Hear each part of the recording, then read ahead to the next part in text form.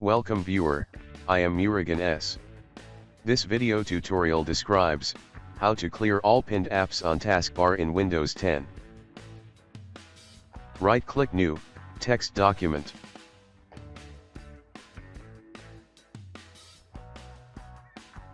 Copy text from description and paste it. Click File, Save As. Select all files. Type any file name with bat.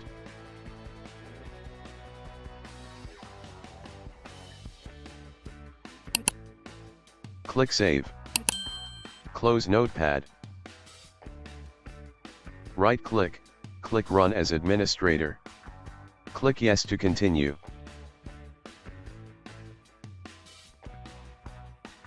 All icons are removed successfully. I hope this video tutorial helps to you. Please like, share and don't forget to subscribe my channel. Thank you very much. See you next video.